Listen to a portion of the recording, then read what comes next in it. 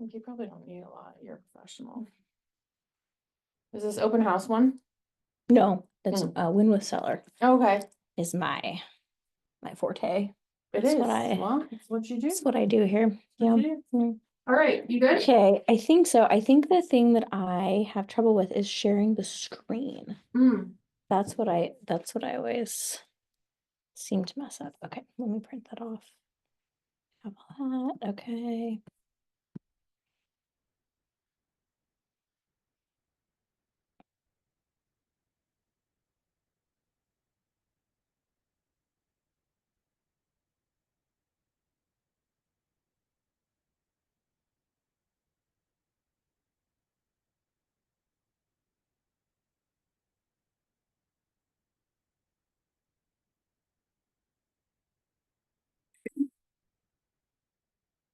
Thinking so you don't have to pay for them.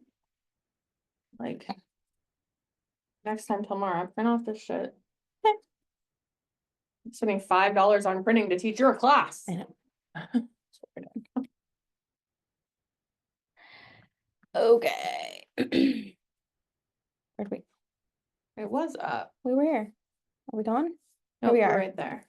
Okay. So you would hit share, and then are the slides that you want to share on any of these screens. So we have to put the slides on one of your screens first. Okay. So you can click out of Okay. that. I would click out of Out of that. this. Yep. Is that gonna take me out of it? Oh. It shouldn't. Okay, so I want the slides. Yeah, To those this. slides. Well, is this what I want? Yep. This is what I want. Mm-hmm. So I'm gonna download this. Right, okay. Yeah.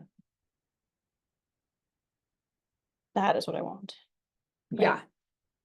So when you share screen, you're gonna have that as an option to pull up. Okay. We'll deal with that later. I know Okay. Max and What? Okay. Outline, ignite. Okay, so here's Yep. what we're doing, right? Okay. Today's agenda. Okay. yes. Okay, so that's that. But then I need to go back and find The zooming my in. Zoom.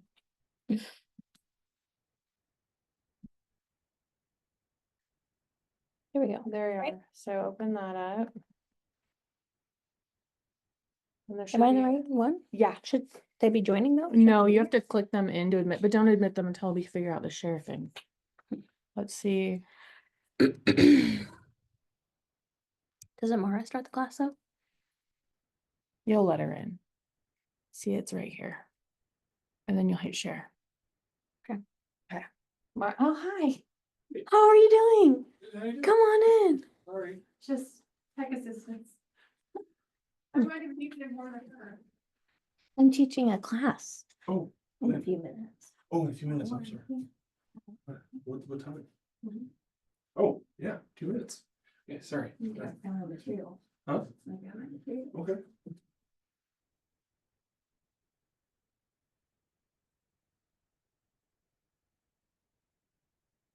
Oh.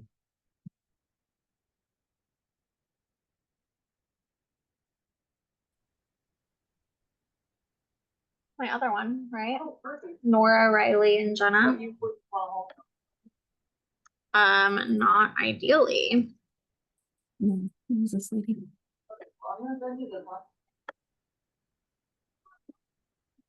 See. She's had kittens at home, like 1-year-old cat. There's 1-year-old cat. Well, help her out. Oh, hold on. It's in there. Yeah, I told them they don't chase or like pay attention. the receipt. Did you, Yeah, maybe second drawer. did you see it down there? No. Wait, why did what? Okay. Sorry. Yes. No? How's the face doing? I just have the app from Erin Holmes. Who else do I need to send her? Over where, Cheryl? No. I already reviewed those. Oh, is it here? I will contact them. Here we go. Don't worry. I'll reach out to them. The problem is Erin Holmes, they're gonna be at Country Fair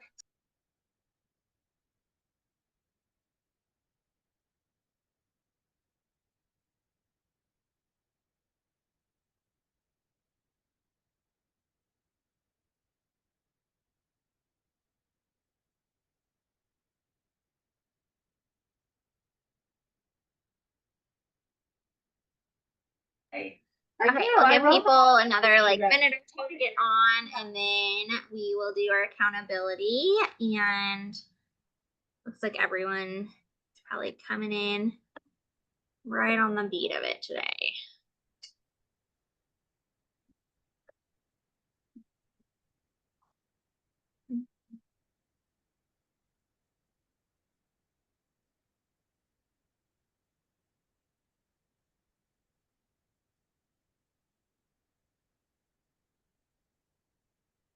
Are in charge.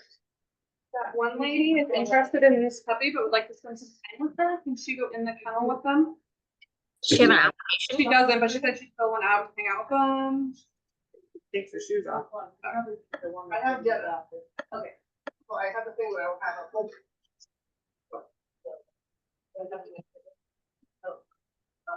If you don't want to be labeled Tanya, you can hit the little like 3 dots by your name on the participant list, Stephanie. But otherwise, since you were in first, it won't let me like change it for you.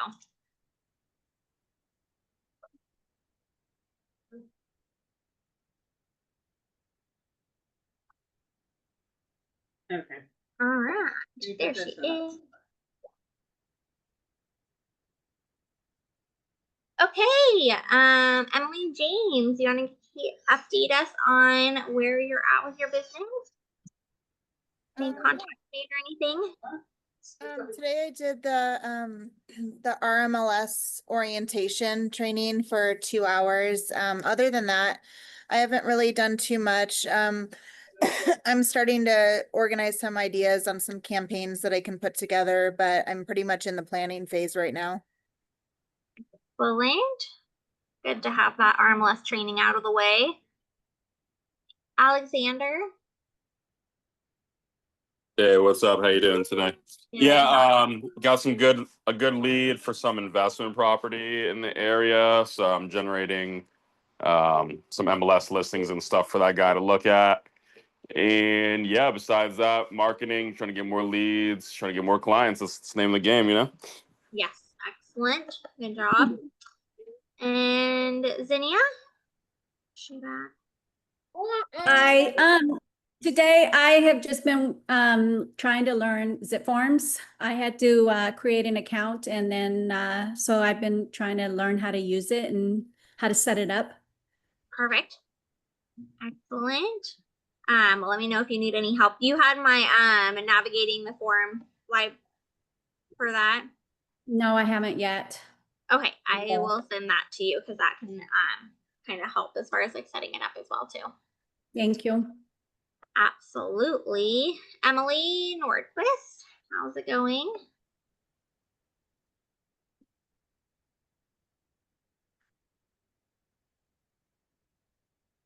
Should get on? Yeah. Emily, can you hear me?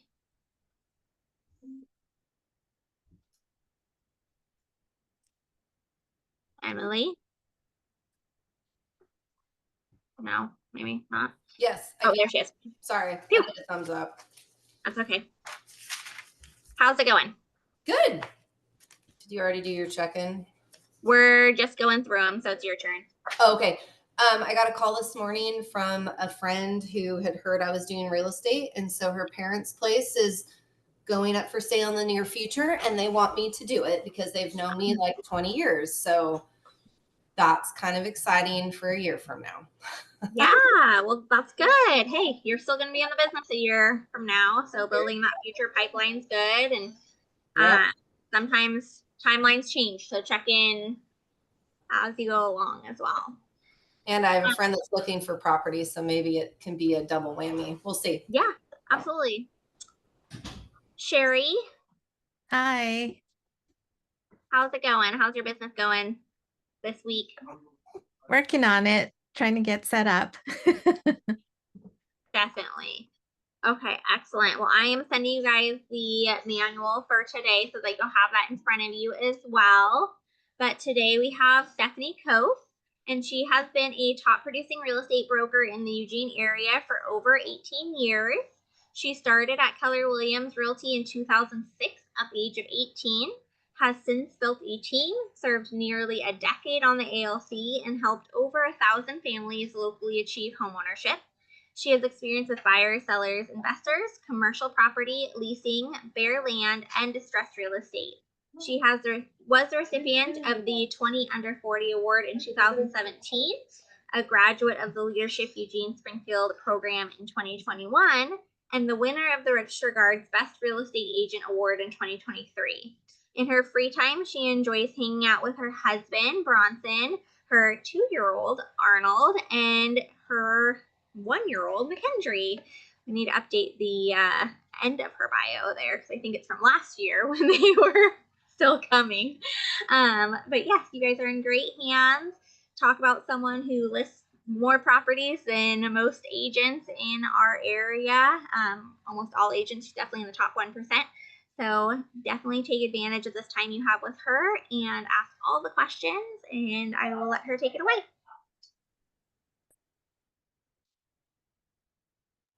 Hi, everybody. I'm excited to be here and be your trainer today. We're going to do Win with Seller, which I'm excited about because, like Mara said, I do have quite a few listings. So I feel like I'm qualified to teach this class. So I just kind of hearing a little bit about where you guys are at. It kind of sounds to me like most of you are really kind of just starting your journey here in real estate. So maybe just quick show of hands, who has already taken a listing? Aha, Emily has. Okay, great. Cool. Wonderful. And everybody else, no listings yet taken. Is that right? Okay. Anybody been like on a listing appointment yet? Emily, of course. Yes. Yeah. Step one to get that listing. Okay, good. Wonderful. Okay, well, so I just kind of like to get sort of a gauge on kind of who my audience is. That way I can hopefully speak intelligently to you guys and in a way that, you know, will help kind of walk you through the process and maybe how I do things and some tips and tricks to get from the listing appointment to get your listing and then, of course, officially close your listing, which is what we all aspire to do here. So with that, I will go ahead and share my screen and we can kind of go through the curriculum here together. Just a second.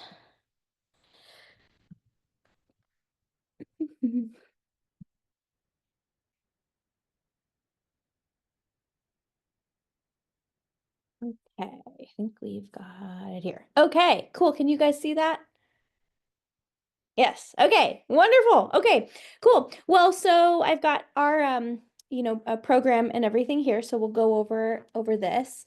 So, Win with Seller. So basically, we're going to kind of talk about how do you identify a seller, which seems pretty self-explanatory, but we'll talk about a little bit more about how do you identify who is ready, willing, and able to sell, who's motivated, and maybe how to appropriate your time appropriately whenever you're dealing with sellers. How to get the appointment, a pre-listing packet, listing appointment, and then of course kind of going through the agreement and then maybe how we might follow up and everything from there.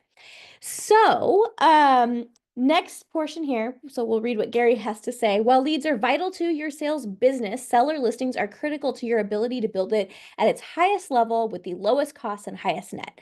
Okay, so great quote. I want to talk a little bit about that. So, if you are a real estate agent, you basically have two different options of the types of people that you can help. And so that would be buyers, that would be sellers, right? You have those two options. Now, if I am going to work with a seller, I am going to probably field a phone call, which would be like their initial, you know, call to say, hey, I'd like to sell my house. I'm going to then set an appointment to go meet with them. I'm going to see the house. I'm going to do some research on the property, and then I'm going to, you know, put my sign in the yard, kind of get it ready, do some marketing, that kind of thing. From there, I'm going to, have to, of course, follow up with that person. I'm going to have to continue doing marketing, maybe some open houses, that kind of thing.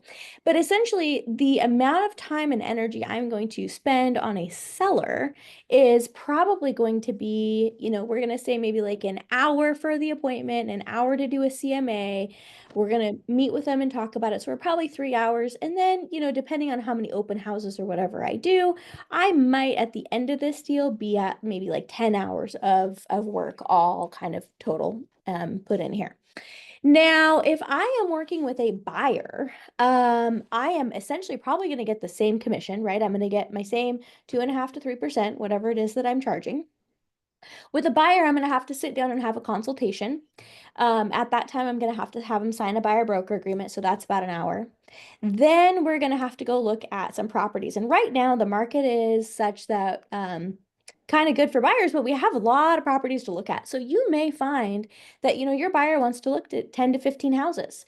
They may want to go out one day and there's 3 that they want to see. And then the next weekend, there's another 4 they want to see. And then we're going to take them out again, right? So even to go see one house, let's just say, right? You have to leave your house, get in your car, drive to the house, show the house. You're probably looking at, at least an hour of your time, I would imagine, for one house, maybe a little bit less, half an hour, 45 minutes. With a buyer, you're going to spend a ton of time driving them around town, finding the property. Then we're going to write the offer. That's going to be another hour. Then we're going to have to go to their inspection. Then we're going to have to coordinate their escrow, right? So when you're all said and done, your buyer, you're probably looking at about 30 or so hours to work with that buyer. Whereas a listing, you might be looking at like 10, and we're going to make about the same amount of money. So where Gary Keller's, kind of quote here, leads are vital. Buyer or seller doesn't really matter. You're going to need to get leads, but a seller listing is really going to maximize your time, because I could probably, right now I have 27 listings, right? That's a fair amount of listings. Now, I'd be hard pressed to work with 27 active buyers right now, right? I've got about 9. And so I can kind of handle that.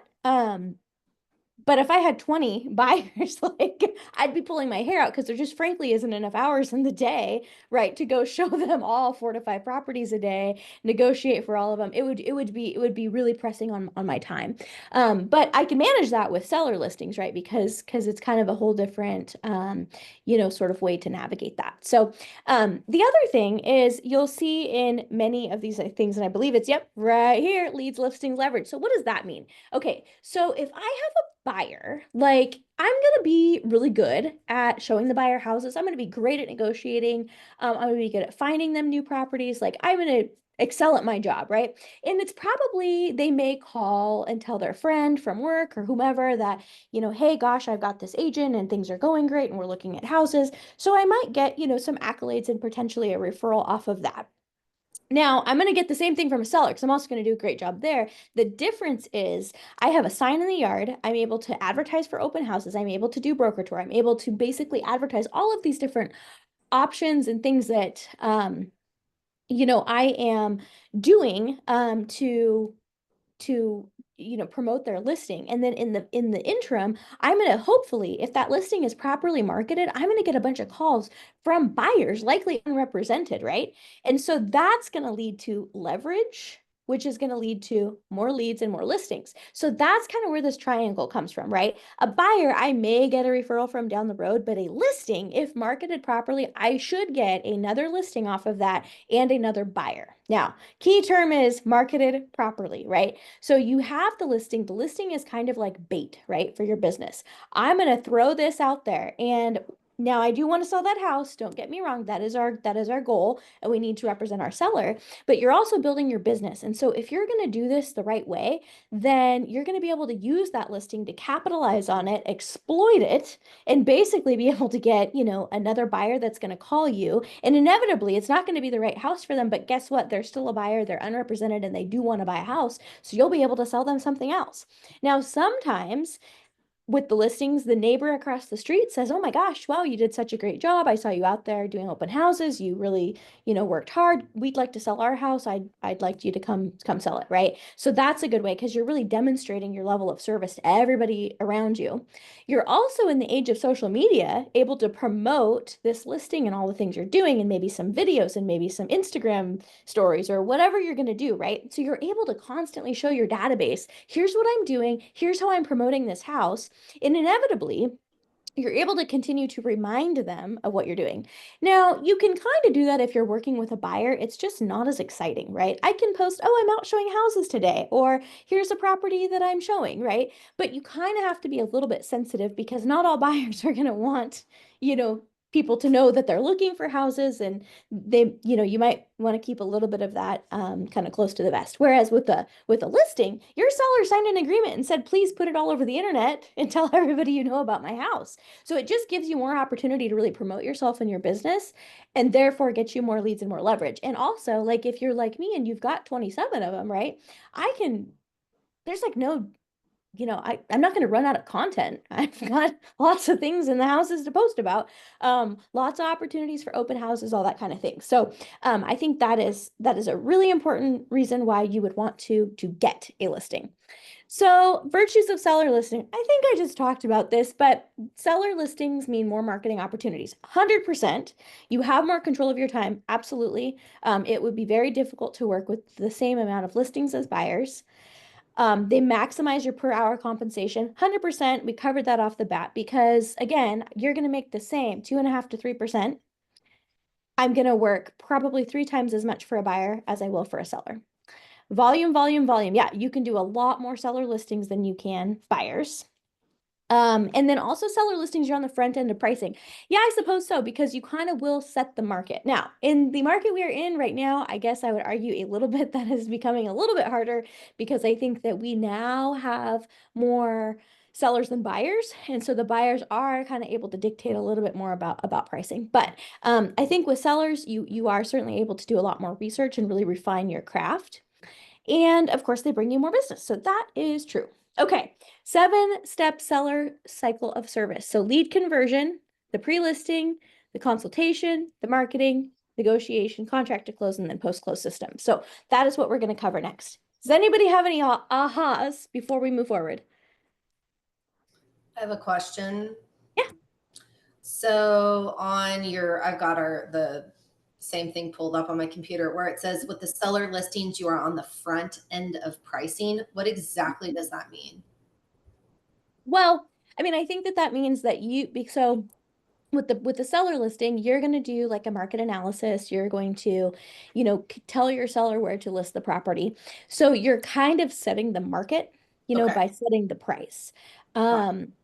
Where I'm saying, I don't know if that's totally right now, because, really we're shifting into a buyer's market where I think I might say the price of the house is 500, but gosh, a buyer could come in and tell me I'm wrong and it's 450, and that, I think our market's shifting a little bit. But to be able to kind of set the tone for here's the pricing in the neighborhood. Now that especially works if there's ever a situation where you end up kind of being like the neighborhood specialist, and you're listing a bunch of homes in the same community or kind of same area, then I think you really can kind of set sort of the tempo for pricing. And that's hard where I am because I'm super rural. So there is not a lot to compare to. So with my whopping 2 listings, I've had trouble because it's like we're going back 3 or 4 years to try to find something that got sold. So I've been going to the county tax records to kind of see what they value at it. But then there's a huge gap with what the county says on taxes versus what the person wants. So that's where I'm at now, is trying to figure out, well, when you're putting up a listing, how do you justify the price difference when you have nothing to compare it to out here? Yeah. No, absolutely. Where are you located, Emily? Do you know where Maupin is? No. Where is it? Maupin? Maupin. There's a lot of whitewater rafting. We're 45 minutes from the base of Mount Hood on the east side.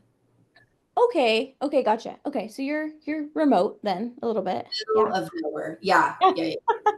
Okay. Well, the cool, I mean, there's, I guess, there's agents that are very successful in remote areas. So hopefully you'll just, I'm the only local one, so that's what I'm really trying to monopolize on, is that I just live down the road and everybody else is from Portland. So maybe that'll help.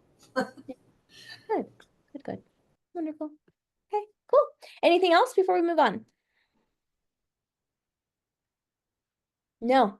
Okay, so agenda. Okay, so we're gonna talk about, who's a seller, and then obviously kind of like converting the leads.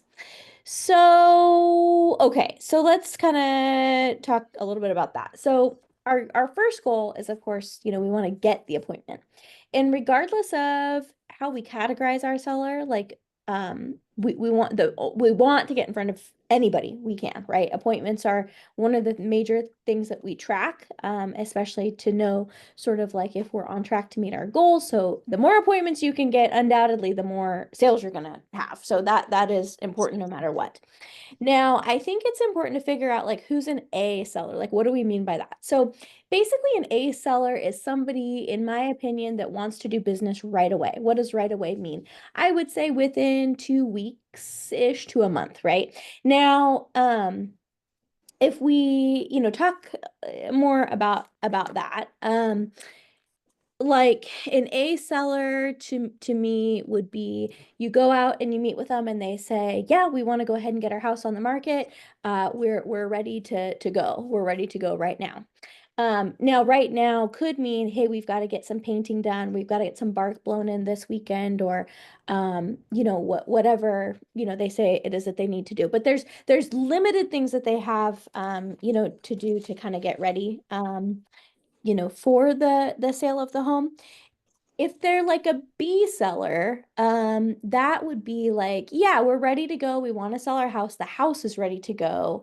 But maybe they've got something going on and they're not really ready for like 6 months, right? Because we're waiting until the kid's school gets out, or we're waiting until we hear back on our job transfer, if that's going to go through. They have some sort of hanging contingency that you really, as the agent, have zero control over. So that would be like a B. A C seller is somebody that's kind of like, yeah, we're going to sell our house, but only maybe when we find the right house to buy, right? Like they're kind of not super maybe motivated to do anything. And there's also nothing that you're really going to be able to do to kind of move them necessarily off the fence, right? So I think it's important to be able to kind of categorize like, who are these people? So I want to do, all of them I want to meet with, right? But an A seller, like I need to be like quickly, like that they are going to sell that house. It is going to happen within the next 30 days or the next 2 weeks or whatever it is.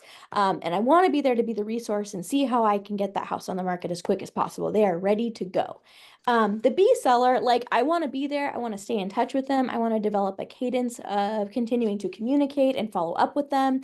Especially like around, okay, well, what is the thing? Is it the job transfer? Is it, oh, school's going to get out in June, so I want to make sure I'm following up like the middle of April. Hey, are we still thinking we want to get the house on the market? Or whatever it is that had to do with their timeline. And I think, with those two types of people, you want to be A's, you got to be very aggressive, right? Because we got to you want to be the one that gets that listing, get in the door, get it listed, let's go.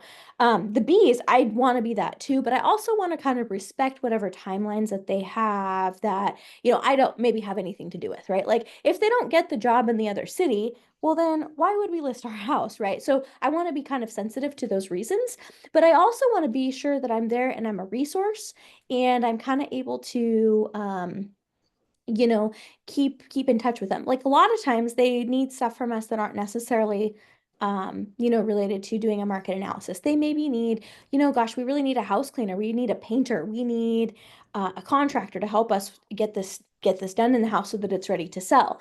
And then the C seller, they've, oh yeah, when we find a house and we'll list our house. Well, I don't really like that idea because especially in this market, that's just not a real great way to do things.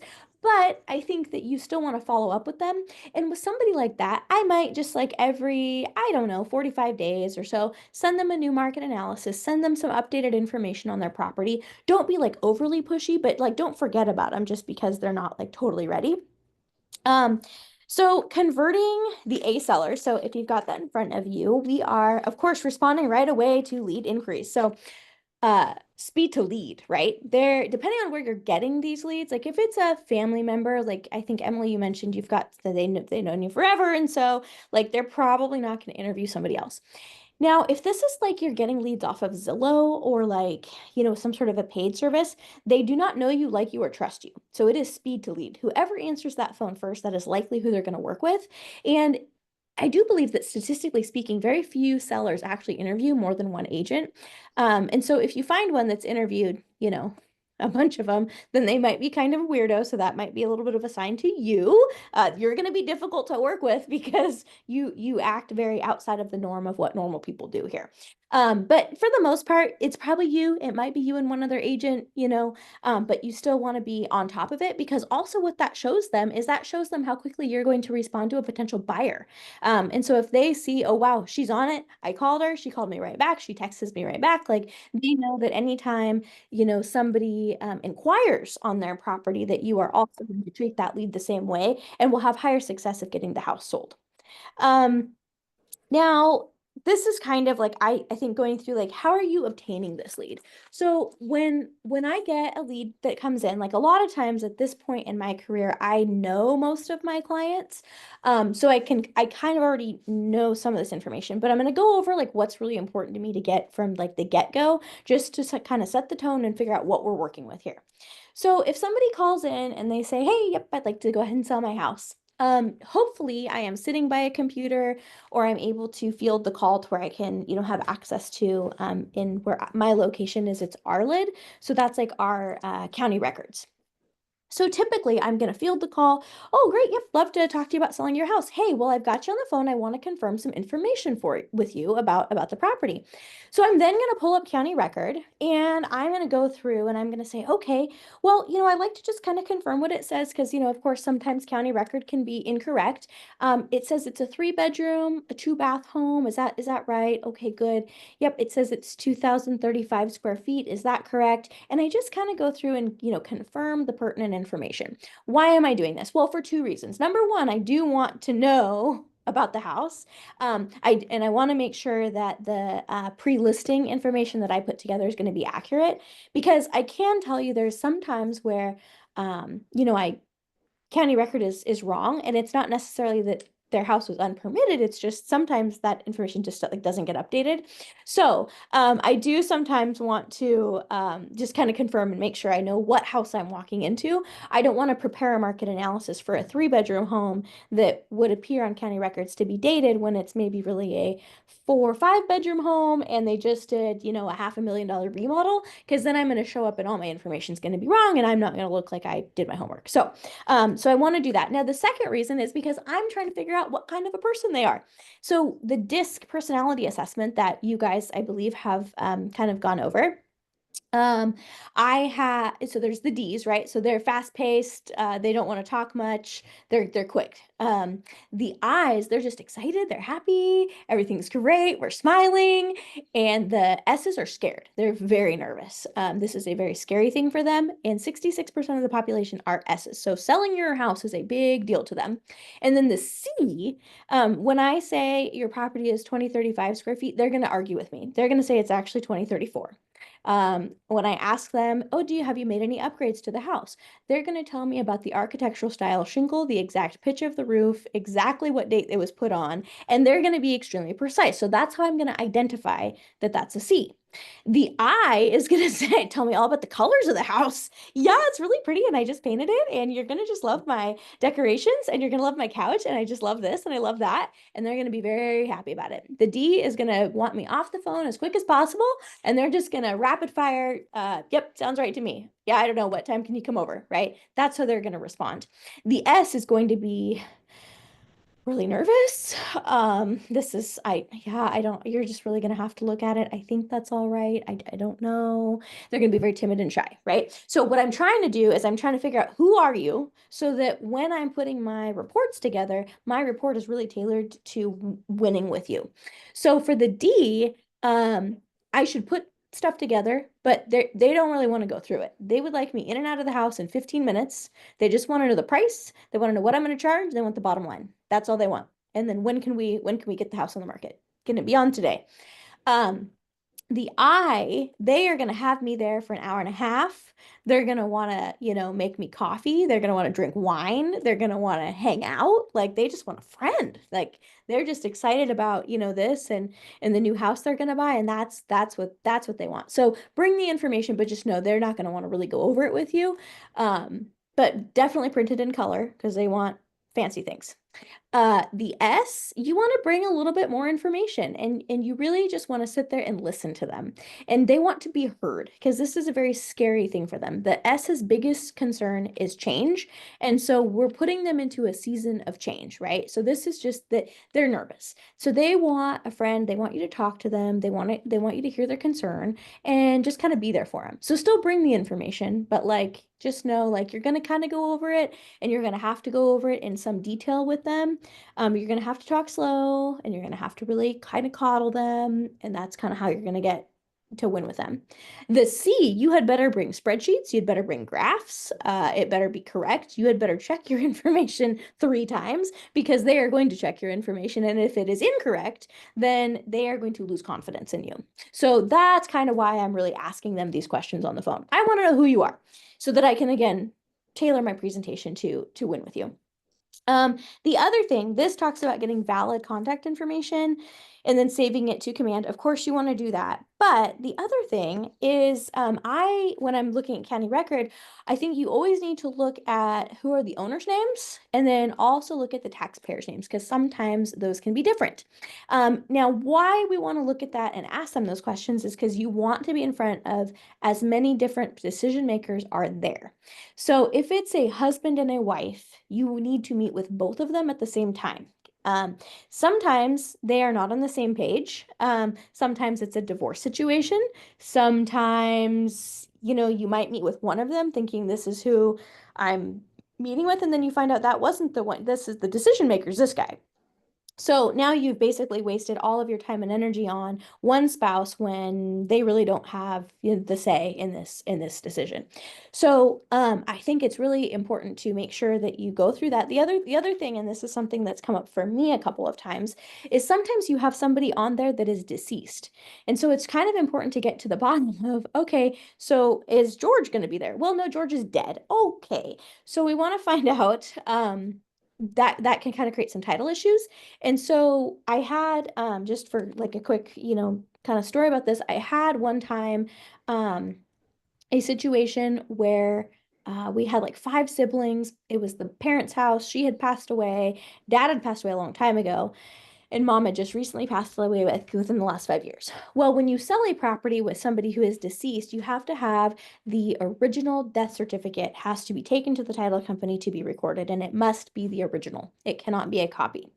Well, all 5 siblings thought somebody has it. Well, guess what? They didn't have it. And so we had to actually contact DHS and they take about 6 weeks to send it. Well, they didn't figure this out till like, you know, a week before closing. So it ended up really holding things up. So I kind of want to ascertain, are any of the people on title deceased? And that way, in kind of the business conversation, I can let them know up front, hey, we're going to need the original death certificate. Do you have that? And if they don't, it can kind of prepare them that they will need to obtain that. Because also when they're moving stuff out of mom's house or their house or whatever, they are so stressed out. They might have misplaced that. Like, it's important to just cover that up front. And that way you also look super organized and you're not wasting any time. The other thing that comes up a lot is divorces. So sometimes you have 2 spouses that are on title. Well, the one that you're talking to says, oh, no, I got that house in the divorce. It's my house. Okay, so basically what happened there is there was a divorce decree that probably awarded the property to that spouse. So that may be totally true. Now, unless they refinanced the house or went down and changed title with the county, other spouse still owns that house, and guess what? They have to sign. So sometimes it's really important to figure out, you know, okay, where is the other spouse? Are they cooperative? How can we get them to sign off? Because you may have to have them sign the listing agreement, the sales document, and then they have to sign it at escrow too. So sometimes you just kind of want to get really clear on who has authority and who needs to be here, and not just kind of assume that whoever just called you is who you're going to do business with. The last one that I'll touch on would be like trusts. So I just had one recently, and it was a trust. It was parents that owned the property, and I was working with their daughter. Well, had no idea daughter had a crazy sister that was also involved, right? And so then we get an offer, and she's, I don't know, I got to talk to my sister. I'm like, whoa, whoa, whoa, whoa, whoa, there's a sister. Oh yeah, she's nuts. She's in California. Okay. So anyway, shame on me for not asking the right questions. Rookie mistake on my part. But anyway, so I wish that I would have known that ahead of time, because then I probably could have set the tone a little bit better with the sister and maybe not made things as complicated as they were. So with the trust, always kind of ask, who has authority to sign on the trust. The title company is going to want all the trust documents, so it wouldn't be a bad idea to kind of ask for that up front, and that way you kind of also know who you might have to actually deal with for this. So next thing you want to do is set the appointment. So I would always set the appointment for as soon as possible. You want to get in there. You want to be the first agent. I had one 2 weeks ago. They had an agent they were going to meet with on Sunday. And so I was like, I can be there tonight. It was Saturday night. So I showed up and signed the listing, got it done. And then they canceled the appointment with the other agent, and I got the listing. So the longer that you wait and put it off, unless they're asking you to, I think the more time you're giving for them to potentially list it with somebody else. The other thing you're doing is the more time for them to go talk to their friends or their colleagues or whomever, and that person's going to say, oh, no, no, no, no, you need to use my agent, or, oh, my sister's a realtor, call her. And then, you might lose that opportunity. So speed to lead, not just with answering the phone and getting back to them, but also getting in the door and getting that appointment completed. Next slide. What do they want most from their agent? Okay, so I mean, yes, they do want you to price it competitively and help them market their home, sell it within a specific time frame, and then also find ways to fix it up and sell it for more. So I usually always, we'll do a market analysis report. We will go into it in pretty grave depth with them so that they really can understand the property. Something else I do, like today, for instance, was broker tour day here in Eugene. And so I went to the broker tour, and for a listing I have coming up next week, I'm kind of having some challenges figuring out where to price it, because I feel like the market in this particular neighborhood is a little kind of all over the place. So there were a couple houses on tour today in that neighborhood. So I went and I personally toured them. And so that way, when I meet with the seller for pictures tomorrow, I can kind of say, hey, I went through the property on this street, and this is kind of what I noticed. This is how I think yours compares. So I think that really kind of helps to build more confidence with them that you're really looking in depth at, the market. Obviously marketing, yeah, I think that you need to be prepared with marketing. That's huge right now. I think video marketing is huge. I think social media marketing is huge. So really having kind of a plan of attack for that. Getting it done within a time frame, absolutely. And I think in your initial meeting and kind of when you have your pre-listing, you want to really get to the bottom of well, what's our timeline, right? Because that also helps you determine, are you an A seller, a B seller, or a C seller? If I don't really have to be anywhere, I just kind of want to test the market and see. I might have my house on the market right now, but I might be kind of more of a C seller. I'm just kind of trying to see what I can get. An A seller is, no, I have to have this sold because my new job starts in Tennessee in 2 weeks, and I can't have 2 payments, and I got to get, rolling on this. So they're going to be a lot more motivated and a lot more willing to maybe course correct if the property's not getting sold. And then obviously I have sellers all the time that want to know, okay, well, what can I do to maximize my dollar? What can I do to make more money on this? Now, there was a market a couple years ago where it might have made more sense to do a little bit more things to improve the saleability of the home. Now, not that it doesn't make sense now, but I think our market is in a declining market. So I'm going to be real cautious whenever I tell people, oh yeah, if you painted this or, remodeled your bathroom, you would make more money. I don't know that that's true right now, because I honestly think with as much as we're seeing the market decline and as quickly, by the time they get done with that $15,000 bathroom remodel, we might be in a lower bracket anyway. So I usually, right now, my suggestion is probably going to just be price ahead of the market and then leave that the way it is. Yes, we should stage it. Yes, we should get good pictures. Yes, we should do all those things.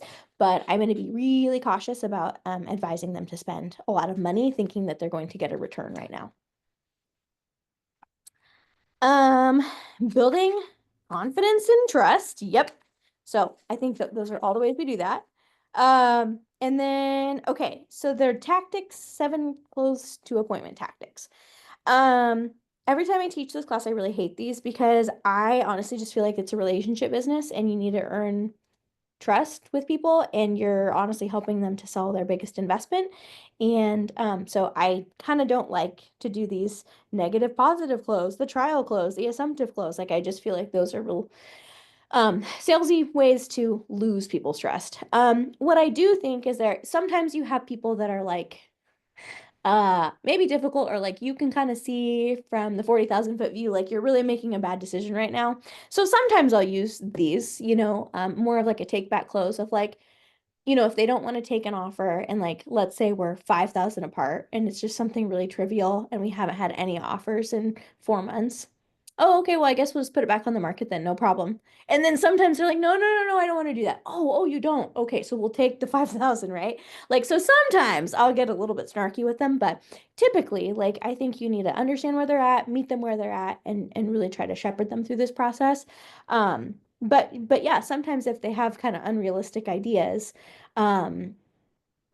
like not working with a buyer or maybe not fixing something that is going to come up as a health or safety concern or a buyer can't get financing on, then, sometimes I'll maybe kind of talk to them about, oh, okay, well then I guess we can just have it back on the market then, or I guess you just want to go ahead and rent it out again. And then sometimes they're like, no, I don't. Okay, fine, I'll do the roof. And just kind of lead them that way to their own conclusion. But I don't like the tie downs. I don't really do that.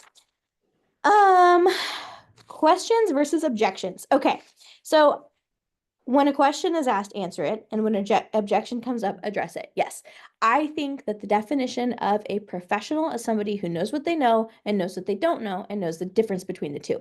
So especially when you're new, like don't make things up. Like if you don't know, just say, I don't know, but I'm going to find out. And then just always get back to them. And they're not going to really care that you're new or that you didn't know the answer. They're just going to be appreciative that you were a professional about it and that you went and you got the answer and you got back to them and you guys put a plan together. Sometimes I see new agents, like, I think they, like they want the business so bad. Sometimes they like make stuff up and then I think that kind of bites you in the end. So don't be afraid to just tell them you don't know. There were some things in the chat here. Okay. Do you think it is worth going through the RMLS sheet with the seller so we don't miss anything? Oh, are you talking about like, for the, listing? Yeah, you're talking about when you were like marking the things about their home. Like yes. I accidentally printed it out. I didn't know that existed. And so I thought, oh, would that be beneficial as a new agent to take it to a listing appointment so you could walk through with them and say, okay, what are your floors? Make sure I have it right the first time. And like I said, they might not know that that's something I'm doing because I'm new and that's just not normal business practice. But then you get complete and clear information from them while you're there. Yes. So that's a great question. I'm super glad you brought it up. Okay. So I might be a little bit old school, but let me tell you why I do this the way I do it. So yeah, I bring the listing agreement. I bring that printout and we go through it line by line because a couple things. I don't want to, miss, that it's actually a gas hot water heater, not an electric hot water heater, or that is not actually a, furnace, that is a heat pump or whatever, right? So I actually sit down with them and we go check every box together and then I have them review it and I have them initial it on the spot. So that does 2 things. I think number 1, it sets us up for, going through the paperwork together and, making sure that I have everything accurate and correct and that I'm not going to misrepresent something, because not that this happens all the time, but I mean, I've heard of cases in the past where somebody says it is hardwood floors, well, it was really laminate and now we're liable, right? Because there's a big difference in that. Or they represented it to be a different type of heating system than it was. And now the buyer says, well, I bought it thinking it was this. And so now you owe me a new furnace.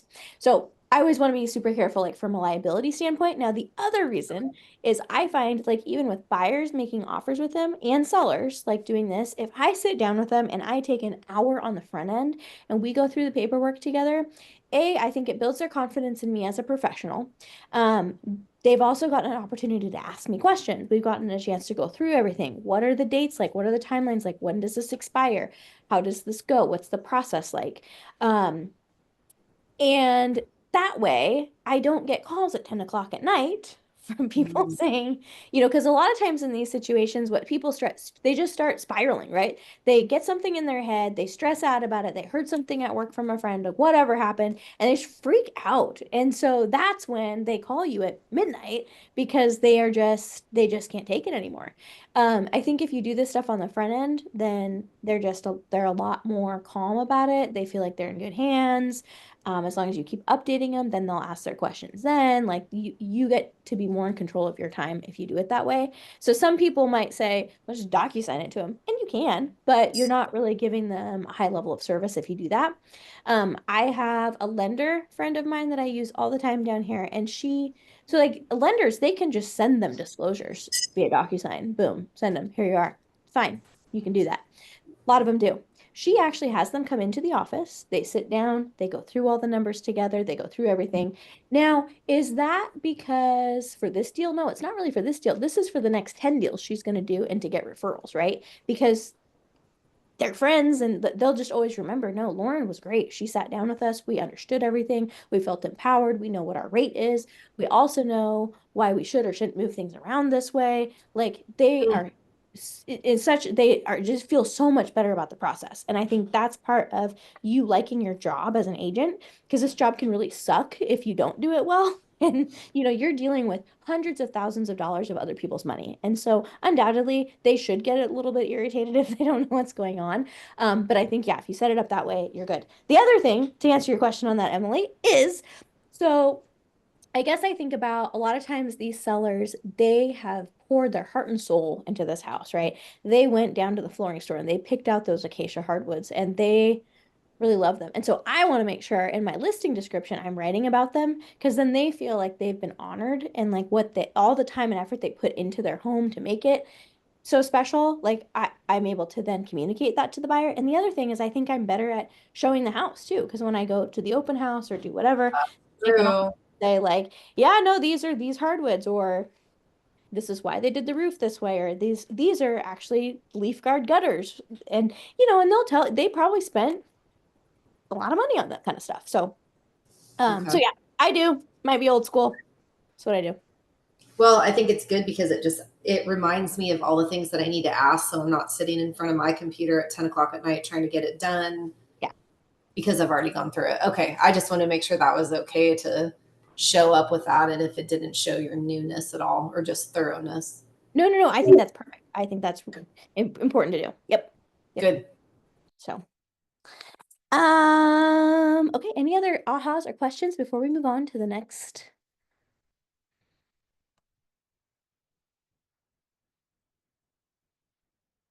No. Okay. We'll go back to our PowerPoint then. Okay. So we are here. Pre-listing packet. Okay. And then going from entrepreneurial to purposeful. So, E to P.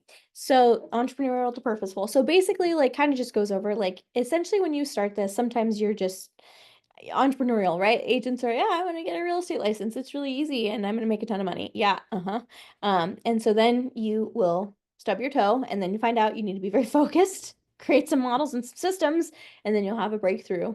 You'll usually have a breakdown before you have a breakthrough, and then you get to purposeful. And then this cycle is going to repeat itself over and over throughout your career, where you're going to grow to new levels, and then you're going to meet new ceilings, and then you're going to bust through those and keep going. So I think that one of the great things that Keller Williams teaches is lots of different models and systems. And so I think you are very lucky to be a part of a company that has all these things available to you.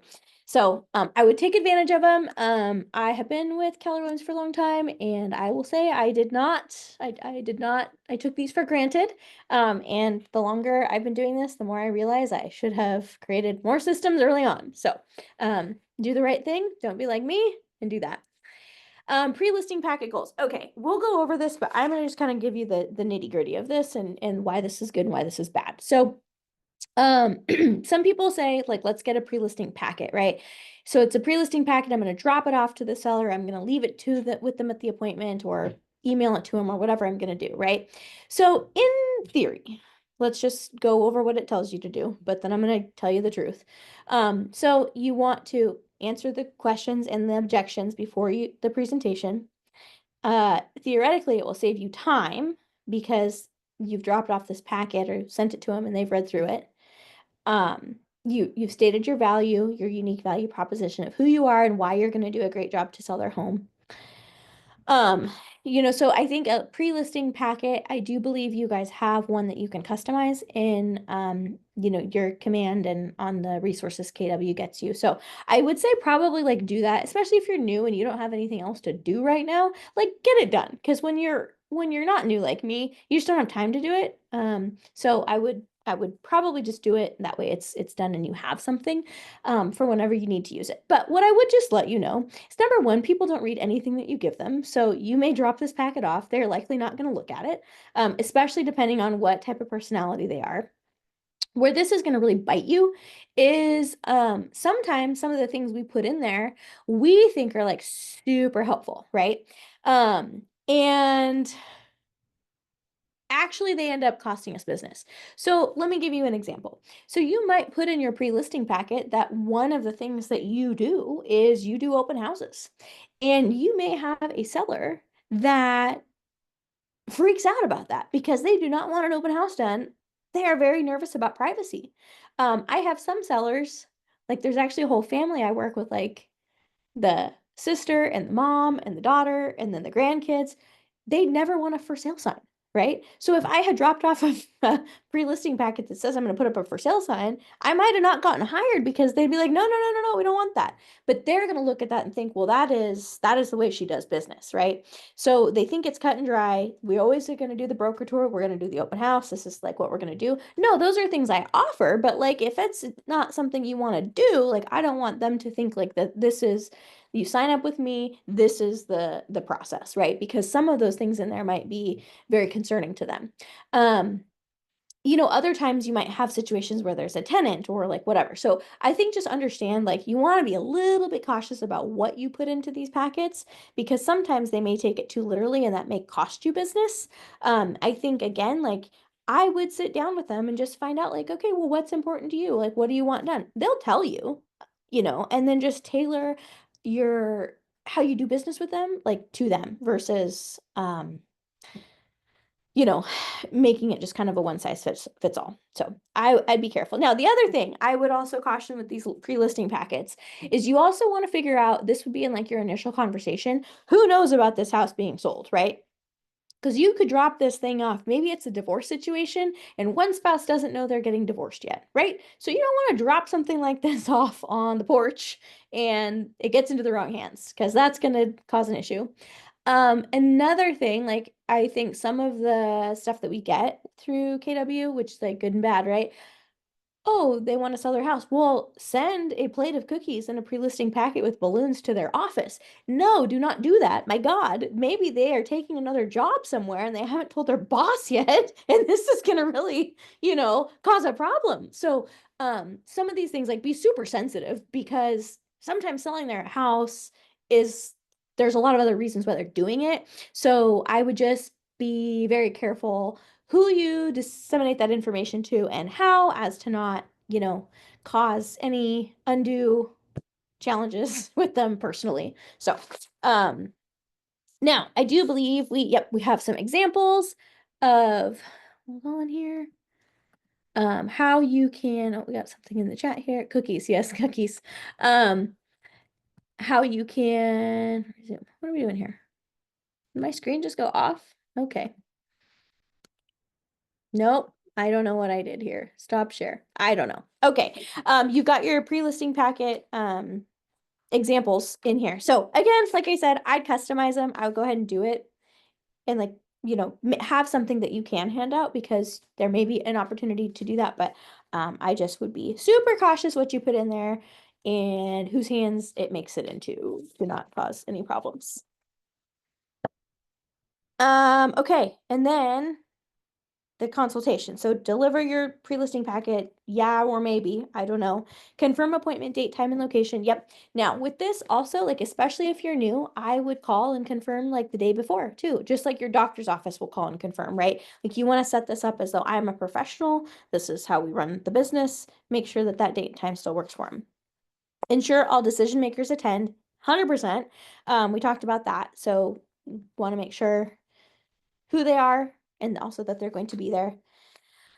Complete and practice your presentation, of course. And I would probably do, I mean, when you're new, like, and I did this, right? Like I was 18 when I started. So this was hard, right? Like I sold them Girl Scout cookies last week. I am trying to sell you the biggest investment in your life this week. Like I had to over prepare and do a lot more than my competitors just for the simple fact that I was 18, right? So if you have the time to do it, go drive by all the comparables. Go look at all of the houses that are currently on the market in their neighborhood so that when you walk in that door and you're going over their market analysis report, you can speak with such great intelligence about all the other properties that they just would have no reason not to hire you, right? Like they can just tell how vested you are in this process and in their home and in their goals, that they're not going to choose, you know, the agent that has sold a bunch of houses. They're going to choose you because they feel like you're really going to tailor your time and your energy and your service to them. So, I would of course practice, but I just would become like the expert on their home and everything that they've done.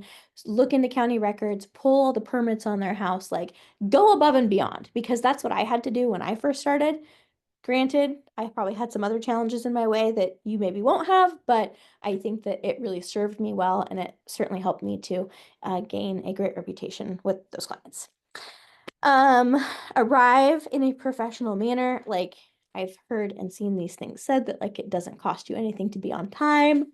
Yeah, be on time, be early. You know, always do a great job. Ahas, before we move on. You said the county records and one other thing to Oh, look like permits and stuff. Permits. Yeah. So I don't know where you're located, like where we are at. You can pull all that through RLID, which is like our county records database. And then they have like a spot on there where you can pull like the permits and stuff. Or sometimes, depending on your county, you can just go to the county website and pull all that stuff. Okay, thanks. What will that tell us? Or what do we- So, okay, a couple things. So number one, I'm gonna give you some good and some bad. So like you could pull the county records and you could see that they took out a permit 3 years ago for a new HVAC system. They had a new HVAC system installed and you can see who did it, you know, who the contractor was, that kind of thing. So then when you're meeting with them, you can be like, hey, notice that it looks like you guys did this, what, in 2021? Okay, you had marshals do the work. That's great. Okay. And so then you're basically just helping them to know that like you did your homework on their property and they probably also spent, you know, $17,000 on that new furnace. So like they're going to be happy that you saw that, you're appreciating this upgrade, and that they're also going to feel like you probably priced the house or did your comparables, taking that into consideration. Because sometimes they're not going to like your number. And so if they know, well, no, she knew we did that. She saw the permit for the new, you know, the addition. She knew it was there. It's not like they're going to be like, well, she probably didn't know that we had all of this new stuff. Oh no, I knew, Mr. Seller, you just think your house is worth too much, right? So I think it helps for that. Now, where this is bad, but also good, I had recently, now this was a buyer that I had that was interested in a property, and there was a shop, and we had, I don't know why my buyer had concerns over it not being permitted, but he did. And So I went down to the county and I actually found a letter that the county had sent this seller saying that they were not in compliance and that they needed to either tear the shop down or do this as-built permit because they had not finalized the permits on it. And there were fines associated with them being out of compliance. And so anyway, I was on the other side of this, but I brought it to the seller's attention and was like, hey, found this note from the county. What's up with that? And they're like, oh, yeah, about that. They thought we were going to not find it, you know? So like if I had been in that other agent's shoes, the listing agent, like if I had pulled that from the get-go, I probably could have helped them to get through that process and cure that issue with the county so that me, the pesky realtor over here, wouldn't find it and then blow up the deal, right? Because really it just made that seller look like they were very dishonest about the whole thing. And I do understand they're working towards mediating this, but I mean, that's also good. It's one of those things like the DHS, death certificate. Like the county doesn't really care that you're trying to close escrow next week, right? Like they're gonna get to you when they get to you, and it might be in a month. So I think like pulling that kind of stuff in that way, not only can you give them accolades for like, oh wow, you did all these improvements, this is fantastic, but you also could maybe see some things that might come up and sort of advise them of like, hey, we kind of need to address this. And if you don't have money to address it, we need to price it accordingly. And we also need to disclose it too. So yeah. Can I ask another question on that? Then would all of those fines go to the new owner, or can it be closed out at closing? How does that work? Well, great question. Okay, so that's kind of a funny thing, right? So sometimes, depending on where they're at in that process, those fines, if the county has filed a lien against the house, then yes, it has to be paid off at closing because the title company is going to say, nope, there's this lien, it all has to be paid, and we can't close the transaction. Now, sometimes you have compliance issues that like they've sent a letter and the fines are going to start accruing, but they haven't started yet. And so then, like in this situation, I don't think that they had actually liened the house yet, but like we found out about it. And so had we have closed, the title company wouldn't have found it because they don't go check that stuff. So then it would have been on the buyer, and so that it could have been messy. Now, I think there's an argument to be made that maybe that's what the title insurance policy is for, but it's also just something like I wouldn't necessarily want to risk that because in this case, it was like $1,000 a day, right? Like by the time you get this worked out, like you could be on the hook for some serious money. So yeah, great question.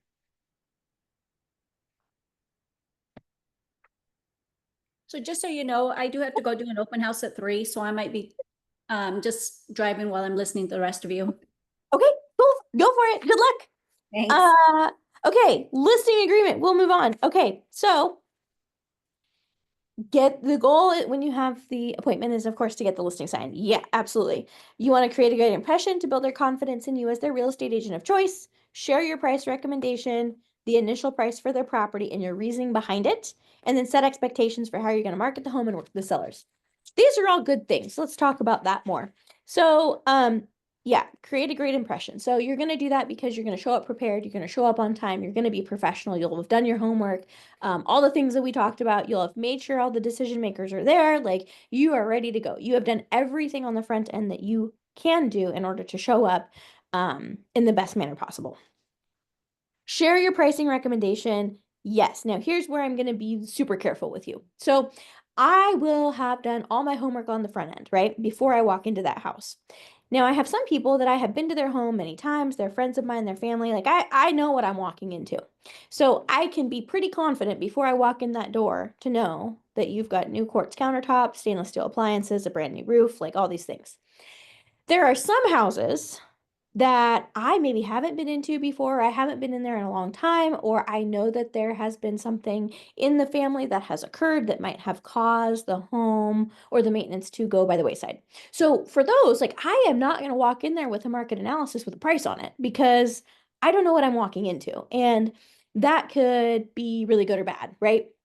I could have a really low number if the house is much nicer, and then they may not hire me because they think, well, even though she told us that that's not what she thinks, that's what her report says here. So then, you know, they are a little bit offended by that. And then the opposite could be, maybe I think, oh yeah, it's, you know, the Smith's house, everything should be fine, or should be great. I walk in and I say, I think your house is worth this much.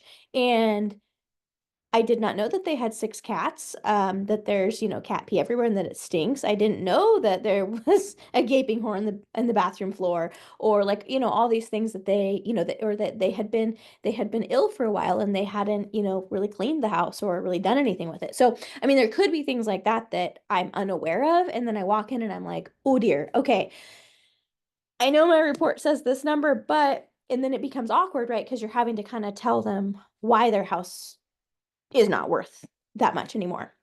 So I would just be cautious, like just know your audience, know the situation, bring the evidence, bring all the data, be ready to discuss the data, but maybe don't have like an exact price until you have seen the house or you're a little bit more confident in like what it is that you're going to be looking at. It's also kind of important to, kind of, sometimes you want to almost hear from them. Well, what do you think your house is worth, right? Because you kind of want to know if you're ballpark where they think, because that's going to kind of depend on how much time and effort you go into discussing the comparables with them. Like if you guys are right on track, I probably don't need to go through every single one of them in grave detail. If we are way off, then I'm going to definitely want to be like, okay, listen, so this house over here had, you know, all of these upgrades. This is the condition of this house. This one was this, you know, you really are going to want to try to, because you're trying to sell to them why you disagree with them, right? And make your case. And so again, another reason why, be over prepared, because they may try to argue with you on that price. Now, I think especially right now in the market we're in, you almost want to say like, this is our starting price, and then we are going to see how the market responds.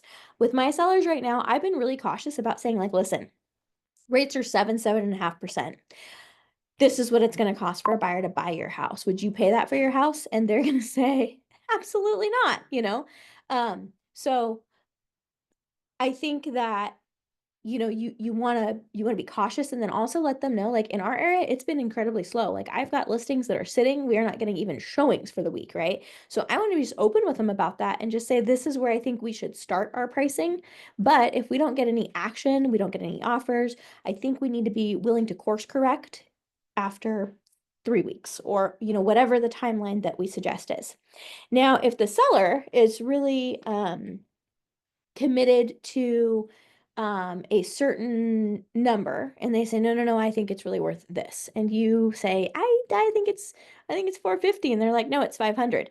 I may indulge them at that price and just say, okay, well, let's go ahead and list it there. Here's all the marketing I'm gonna do. This is what you can expect from me. We're gonna do open houses. We're gonna get it on the broker tour. I'm gonna have flyers. We're gonna do this. We're gonna do that. Like really show them that you are going to do as much as you possibly can to, you know, promote their property at that price. I would also take my market analysis report and I would say, okay, look at the average days on market for a similar property in your area. If the average days on market is 18 days, let's just say, then I might say to them, okay, so we're going to go 500. We're going to do it for the average time on market. Let's just double that. Okay. So we're going to take it, you know, almost 40 days from here, 38 days, whatever it is. And if we do not have any offers by that time, can we agree that if it's doubled the average time on the market that it should have taken to sell this property, we're overpriced? Well, yeah, we can agree. Okay, so then let's go ahead and agree that if it has not sold by September 1st, we are going to drop the price to 460, right? Just kind of get that agreement with them up front of here's kind of how I want to approach this. But I also tell them, like, if we're gonna always track our feedback and our showings, and if people are saying, oh no, it's priced right, it just, the backyard doesn't work, or there's some issue that we just can't correct with the property, then fine, we can go ahead and leave it, or we cannot adjust it as much. But I would prep them for, we are coming down on price if it is not sold in this much time. And that way you're going to keep the listing. Now, anytime that you drop the price and you send them the addendum to do that, also encourage them to get an extension of the time that you have to sell the property. So do like another 30 days, because otherwise you're kind of setting yourself up for failure, right? Let's say it's only a, I don't know, 3-month listing agreement, and they went in way over what you told them to do, and you kept it there for 45 days. Well, now they're going to finally listen to you, right? So now you've kind of abbreviated the amount of time that you have to get this property sold before that listing runs out. And so I would probably say, okay, well then I want another 30 days to get it sold. And they should be agreeable to that. But again, set those things up front and you should have no problem negotiating that. Okay, last one was set expectations. I think we covered that. But the other thing too with that is like, again, it is not one size fits all. Like you want to also find out from your seller, how do you want to be communicated with? Like I have some sellers, like they literally want to hear from me every single day, right? I have others that if I called them every day, they would be irritated with me. So like you just kind of want to take the temperature. Like, I mean, what are you, a texting kind of guy? Do you like email? Like what do you prefer, right? And you'll know and you'll find out. So I would just probably try to you know, hear where they want to be and then, sort of mirror and match. Let's see here. Okay, we talked about, oh yeah, kind of just went over this, your needs. So yeah, I mean, I think in your presentation, talking to them about, their needs, and I just think always making them know that like, yeah, they are important to you. No matter what, like I want to know what your goal is behind selling this house, because it's usually not selling the house. Usually it's, I want to get closer to the grandkids, or I need to get into this school district, or we're getting divorced and we need to, split up, whatever the case may be. I think you just want to make sure that you intimately understand from your seller, like what it is that is prompting them to make this decision. And that way you can kind of tailor what you're doing around sort of what's going on, right? So I think overall, like all this stuff is great. Numbers are great. Reports are great, whatever, but like you just really need to kind of be their confidant and their friend and listen to them. And I think that's what's really going to get you more business, is that they feel like they're heard and they also feel like that you care. I mean, it's kind of like the same as like, I'm sure we've all been to doctors, right? Where you have a doctor that comes in and they sit down and they listen to you and they ask questions and you feel like you're being heard and they give you advice, right? You have other ones where they literally walk in the door, they're there for about a minute, they bark at you and leave, right? And then you don't feel like they really, like, did you understand what we were going through? Like, did you answer my question? Like, you don't feel cared about. And ultimately, like, they just want to feel cared about. That's it, right? Even if they're a high D, they just want to know that you have their back. So I would just kind of always think about that in the forefront. Oh, wow, look at that. That was the next slide. I am knowledgeable and caring and the best agent for these clients. They will appreciate my expertise and preparation and choose me to represent them as they sell their home. Yep. So I would just hold on to that and just know that just be caring, just care about them. And then also maybe reassess like wherever you guys get to in the process. Like if you're like, I know we're coming up on your timeline, like what do we need to do to make, like what might our other options be? And then try to find other resources that might help them to get through whatever's going on. So we touch a little bit on opportunities in command. So yep, I would, if you haven't gone in there, I know some of you are super new, spend some time in there. There's kind of a lot. It's a pretty robust system. And you can always update all of your client opportunities, and it's really a lot in there. So highly recommend that. The listing walkthrough. Okay, so we're getting to the appointment. I do want to sit down. I want to talk to them. I want to hear like what's behind, what's going on here. I want to be the caring doctor, right? Let's really listen to the situation and what's important to you. The walkthrough, I usually ask them to give me the grand tour of their home and I take notes. What am I looking for? Well, I'm looking for how they walk me through the house, because that's also going to tell me, are you a D, an I, an S, or a C, right? How do they behave during that walkthrough? I am looking at, the house and all the things that I think need to be corrected. I think right now in the market we're in, it is a beauty pageant again. So if I see that their house is filthy, they really need to clean all the baseboards, we need to move some furniture around, it's way too cluttered, like I'm going to tell them that all that stuff needs to get done, right? Because I do want to be able to advocate for them and make sure that we're going to position this property as best we can in this market. I'm also going to look for health or safety concerns and things that could preclude us from financing. So I'm going to make sure from the get-go we talk about water heater has to be double strapped, we need a carbon monoxide detector, and we need smoke detectors, and I'm going to make sure we are covering that during this walkthrough. If I see any deficiencies, like broken window, that I know their lender's not going to lend on that, right? Or you know, earth to wood contact or stuff like that, where I'm just like, yep, that's going to be a lending problem. I'm going to talk to them about it right now. And I will just tell you, you are going to get so much further going over this stuff with them right now. Or if you think that their roof looks questionable, hey, I think we should get a roofer out. Take a look at that roof. Again, you're going to get so much further going over this upfront than you are once they finally get an offer on the house. It was 10,000 lower than what they wanted. Now they want a roof, right? It is just going to be, they're going to feel like they are just getting, you know, needled to death, right? And so they don't want that. But if you can, a lot of the stuff we go through it up front, they have no problem. They're at a point right now where they're going to be very receptive to what you want to do, what you have to share, and like how you think this should go. So I would cover all that in the walkthrough. And then, you know, I do think right now in this market, like, yeah, we want to get that house on the market quick, but like I said, it's a beauty pageant. We've got a lot of houses on the market. We have a lot of them sitting. We don't want to be one of them. So it might, maybe it's going to take us an extra week, but we should get it pressure washed. We should paint this. Let's fix this. Let's stage, like whatever we need to do. Like, let's really present this thing as best as possible. So there is that. A handwritten thank you. Yep, I think that goes a long way. I would always send a handwritten thank you.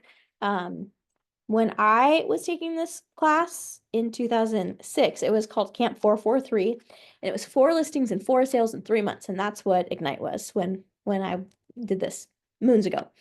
But one of the things we had to do is every single day write 10 thank you cards to people. So I did find that really got me into a great habit of doing that, and also a habit of gratitude.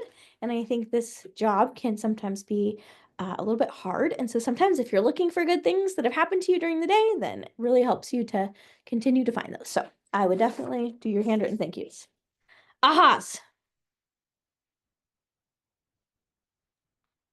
Well, it seems like you're definitely a really big advocate on like getting everything done that needs to be done before actually listing it, instead of like offering a concession or whatever when the offers come up. So, which makes a lot of sense because it goes much smoother that way. And like you said, it sticks out in a kind of a swollen market right now, right? So, yeah, totally. And I guess also like,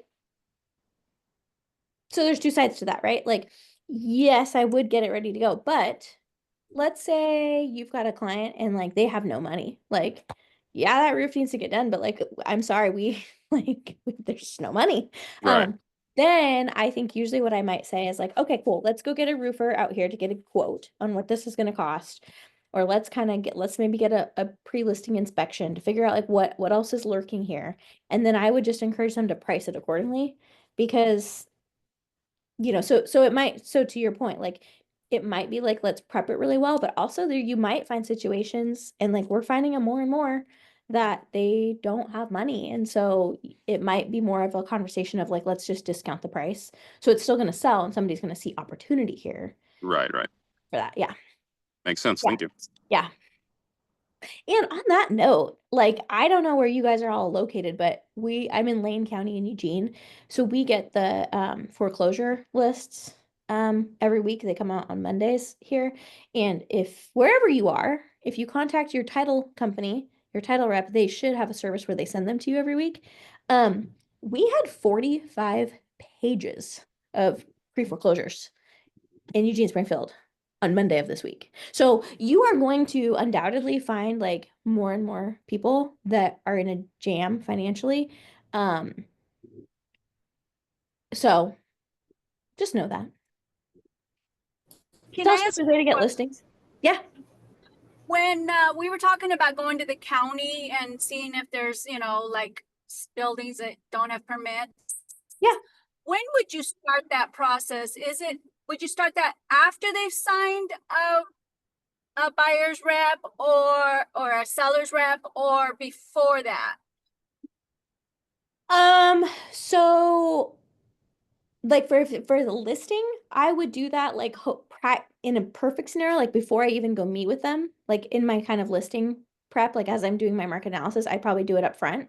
And it doesn't cost you anything. Like you're just kind of doing some research online, you know, is what you're doing.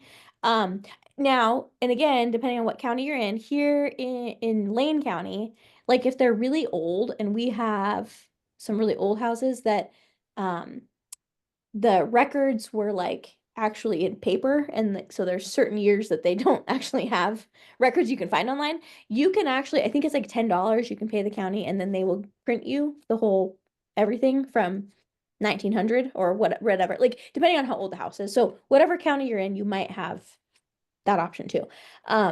Now, do I think you should spend $10 and do this on every property? No, I don't. But I think just some cursory like investigation upfront will go a long way with your seller. So I would do that beforehand. Now, for a buyer, like if there's a property that they're really interested in, then I would say, yeah, like let's go ahead and start the investigation process on this. But I don't know that I would do it like before I show them every single house, because it's going to get cumbersome. Yeah. Did you say you were getting listings from that list you got generated from the title company, or no, that's just... Yeah. Yeah, you were? Okay. Yeah. Yeah, and Mara, she actually this year started a campaign, like a letter writing campaign to all of them. And so she's been sending them like cards and mailers, and just kind of offering her expertise. Like I think a lot of those people, like, I mean, depends on like what happened, right, in their life, but probably something bad happened. There was death, there was divorce, they lost their job, they got behind on bills. Like, who knows, right? But like, they're just in a tough spot. And so she kind of approaches it from the angle of like, hey, I noticed that you're on this list. Like, I'm here to help. I've got this much experience, and I'm sure we can find a solution to get you out of this. So, like, maybe another just side note, segue on that. I think a lot of times people in those like situations, like they are just so depressed, they don't think there's a way out. And so many of them, because of when they bought the homes, they have a ton of equity. Like our market has, even though it's slow right now, like we have appreciated year over year, just an immense amount. So like usually they've got equity, like they could sell it and still walk away. One of my success stories from that list, which is very sad, but I had a guy, I went to middle school and high school with him and helped him to buy his first house. And this was like, I don't know, probably 2014 or something like that. Anyway, great kid. He had a great job, worked as an estimator for a big commercial construction company in town, was golfing, joined the country club. He had a new truck, like things were great. Well, he got into drugs, and that is a slippery slope. And so he like basically lost it all, and lost his job, like just basically quit his job, said I have to go to rehab. Like, I mean, it was very, very sad. But I saw him on the list and I was like, Bud, what happened here? And I called him, and he didn't even want to talk to me about it because he was so embarrassed. And so, I mean, like I called his mom, I called his brother, I went to his house. It's like, we got to get you out, because the amount that he owed on the property was like so little compared to what it is worth because of when he bought it. And I was like, Bud, we can totally get you out of this. Like, I don't care what the house looks like. Like, let's just get you some money and be on your way. Otherwise, you're going to lose it. So he finally like agrees that I can help him. And I think we had like 2 months before the sale date. Long story short, I sold it and he walked away with about $60,000 in his pocket, right? Like he was willing to just kind of let it go. And it was very sad. But I think the fact that I kept reaching out and was a total pest about the whole thing, like helped him to at least get, some money out of that. So anyway. That was nice. And this for clarification. Yeah. So I guess it's like a notification prior to becoming actually owned by the lender again. So it's still in possession by the people, right? But you just have a notification like, okay, like I can get in contact with these people now. Okay. Yeah. And typically, so it's called the notice of default list is what it's called, or the NOD list, notice of default. And so basically it is the notice that like the bank is recording to say that you are delinquent on payments. And I mean, I don't know, like, I think different banks are different, but like they probably have to be like 3 months behind before they will like, file that notice. Like, I think you probably get 30 to 60 days behind, but I think once you get past that, then they start, send recording notices of a future sale date. Now, typically the sale date's going to be 6 months away. And most of the time it's going to get postponed. Like they usually never actually foreclose on the day that they say they're going to foreclose. And if you actually go to the auction, which I would recommend just for fun, you'll have like your list of what's supposed to be auctioned off for the day. The auctioneer actually has to go on the phone, call the asset manager and say, yep, do you still want me to do 123 Main Street? Yes or no? A lot of times they'll tell you no. So a lot of times sellers, if they're smart, they've tried to work with a real estate agent and they've let the bank know like, hey, my house is going on the market. I think I have a buyer.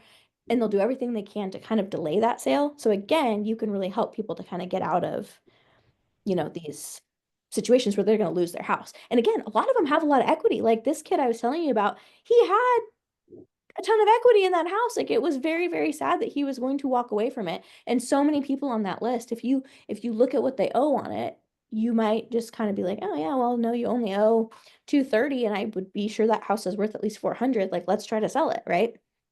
And in that case, there's enough for you to get your commission and for them to walk away whole. So That's really sweet. Thank you.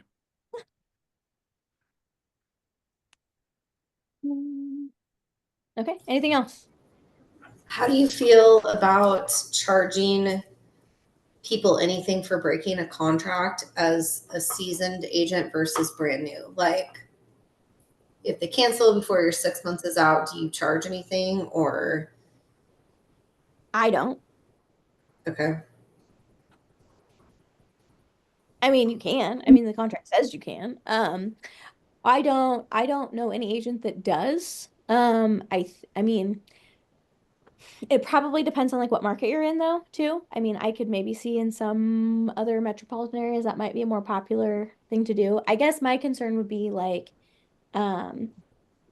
if they terminated and then I charged them, like they would go tell everybody that they know that I made them pay me 15 grand or whatever, you know what I mean? And I think it would probably earn me more of a bad reputation than it would be worth, I guess. But I guess it just depends. I have had some sellers where like something hasn't worked out and they've like offered to reimburse me for like professional photography or whatever, so that's kind of nice of them. I might take them up on that, I guess, but I don't know. I probably wouldn't charge them. Actually, what I was thinking was just having a photography fee reimbursement. So if I get to the point where we're listing your pic, like if I'm paying, I'm not going to charge you for my time, but if I have to pay a third person to take pictures of your home, then maybe like you just set like an average photography fee and say, okay, if we cancel anytime after the pictures are taken, this just reimburses for the pictures.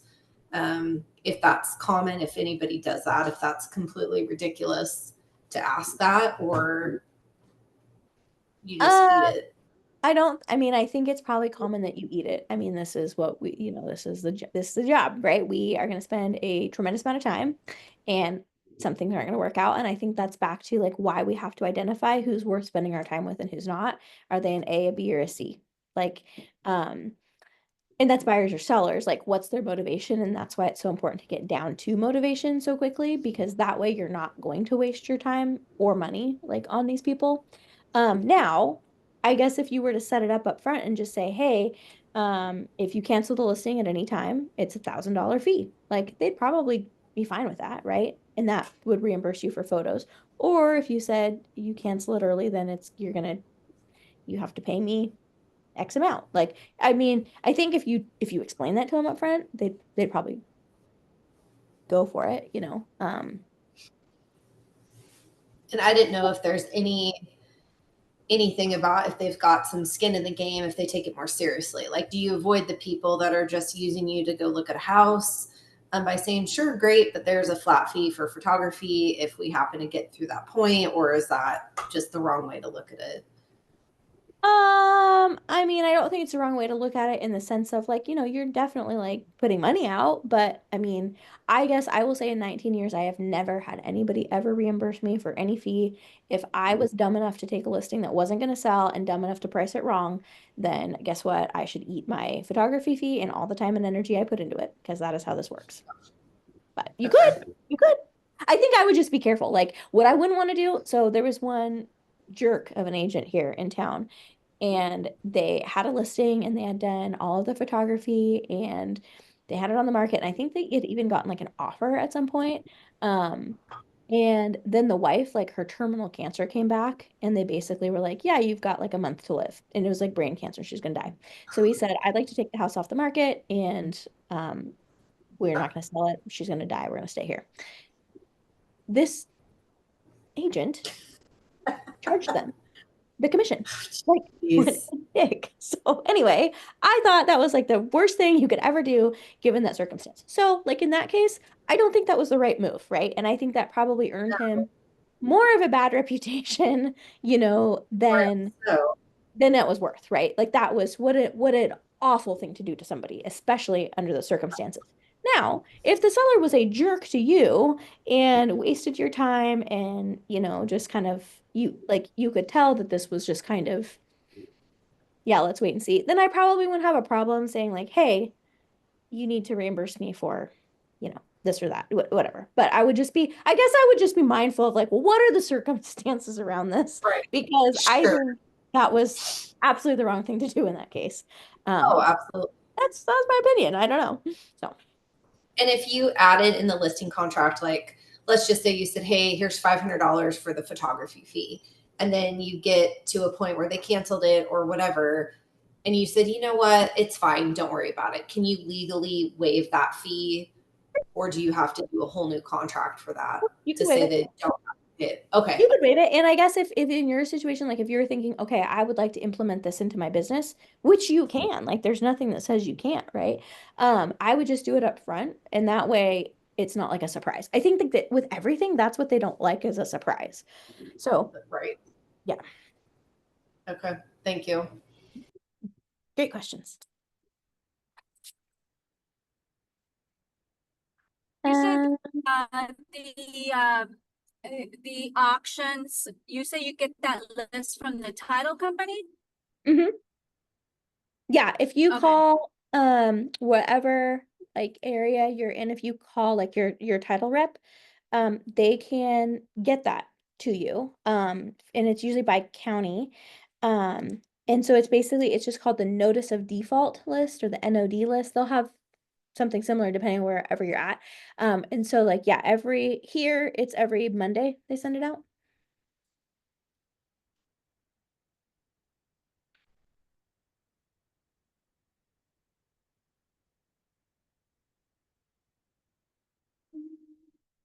Anything else?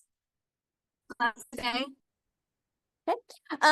Okay, so the next thing on the list here. So it looks like we're just talking about our daily success system. So, what I will say is I think back to I had Camp 443 was like what they did when I started. This was in 2006. And so we had, you know, all of these different like activities we had to do, and don't even ask me what they were, but there was the 5, 10, 15, 5. And so it was like 10 handwritten notes. You had to preview 5 houses, you know, add 10 people to your database, like whatever, right? So we had these activities we had to do, much like what it looks like you have to do here. So I would just say like I really committed to that, and I do believe it really helped me to you know, get where I was going. Maybe 2 little quick success stories about that, like where I realized for a lot of you, like it just seems like I'm spinning my wheels. I haven't gotten a sale. I'm trying to do this. This is so hard. I thought this person wanted to buy or sell, and now they don't.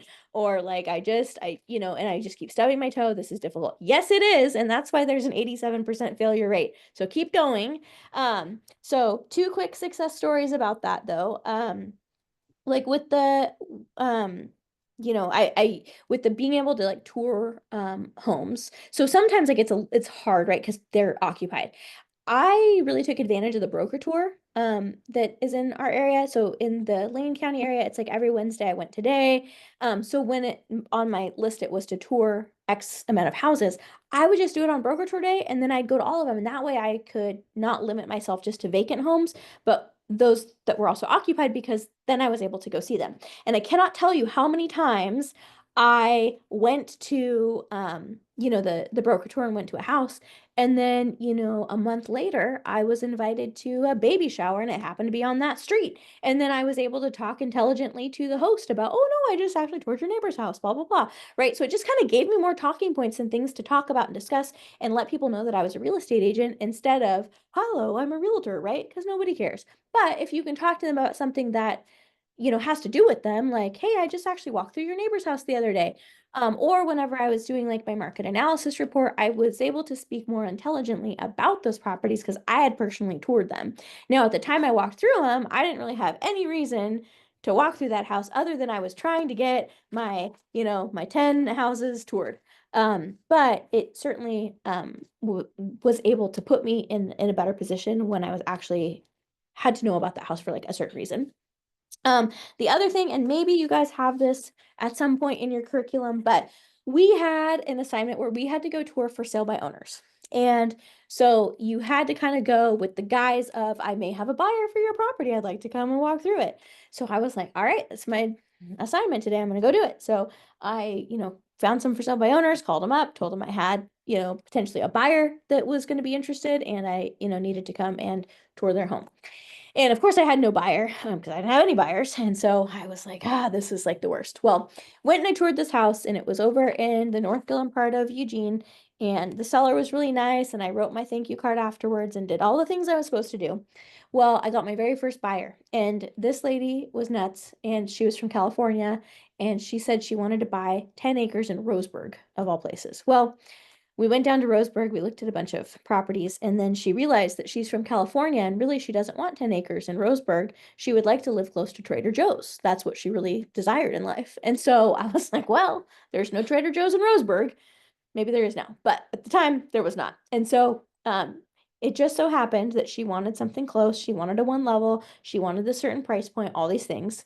Well, this house that I had gone to see this for sale by owner like a month before ended up being the perfect house for her, and I sold it to her. So I didn't lie to that guy after all, but had I not gone and done my homework assignment, I probably wouldn't have known that for sale by owner was there. I wouldn't have already built rapport with him like I'd had a month before, and there was like so many reasons why like that my first sale worked out, right? And so I know that this stuff seems really tedious, and I know it seems hard, and like you're not getting any reward out of it, but just wait a minute. I promise you it's going to come back in spades in a month or two, and you'll be so glad that you did the silly assignment that you had to do. So any questions before we close?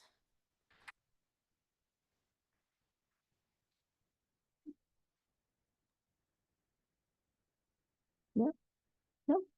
Okay. Well, I'm in Eugene. Happy to help. Oh, yes. Do you have your email? Oh, wait, no. Yes, we didn't get that yet, I don't think. Oh, Stephanie, STEPHANIE, Coates, COATS @kw.com. No periods or anything? Nope. Perfect. Thank you. Put it in the. Perfect. Okay. Let me know how I can help. Anything else? Anybody? Thank you so much, Stephanie. Appreciate your time. You bet. Thank All you. right. Thank you. Appreciate it. You bet. All right. Thank Thanks, you, guys. Meredith. Thank you. You too.